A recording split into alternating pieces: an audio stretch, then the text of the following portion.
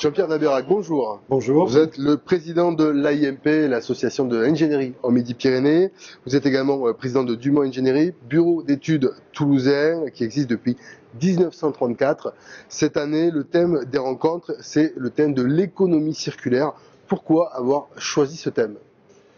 On a choisi ce thème. Tous les ans, on essaye de choisir un thème d'actualité. Et c'est vrai que l'économie circulaire, chacun de nous en fait un petit peu. C'est une demande un peu plus pressante des citoyens.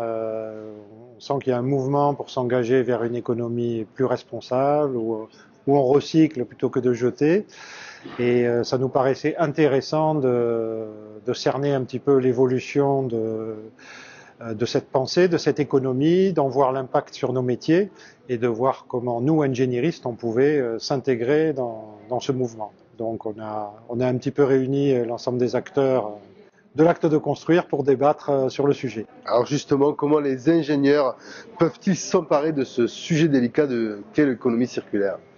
Eh bien, c'est difficile parce que c'est un sujet qui nécessite d'être traité à une échelle un peu plus globale que l'échelle de la parcelle, de l'îlot, du projet sur lequel on travaille. Et donc, c'est plutôt au niveau des porteurs de projets d'organiser la filière pour que, au moment où on construit, on puisse bénéficier ou de ressources disponibles qui résultent de notre projet ou proposer un produit plutôt qu'un déchet qu'on évacue à un autre projet qui commence et qui peut l'utiliser dans le cadre de la construction par exemple.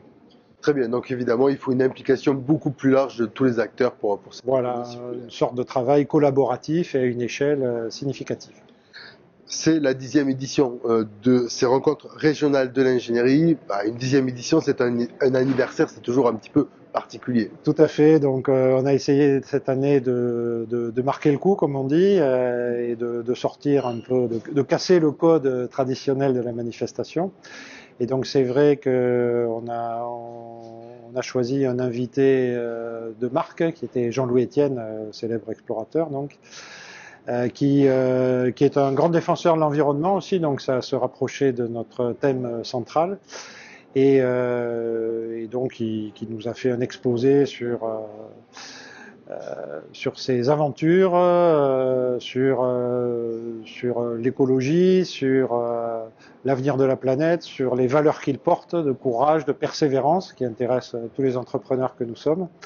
Et on a passé une très bonne soirée hier soir en sa compagnie. Avec une fréquentation finalement de ces rencontres qui pour l'instant ne se dément pas. Alors qui ne se dément pas et qui a même été très importante sur la soirée puisqu'on a quasiment doublé le nombre de participants. Bon, pour les rencontres, j'ai pas de chiffres encore, mais il me semble qu'on a à minima maintenu la fréquentation habituelle. Donc c'est une grande satisfaction et ça nous encourage à continuer. Très bien, donc il y aura une 11e édition des rencontres.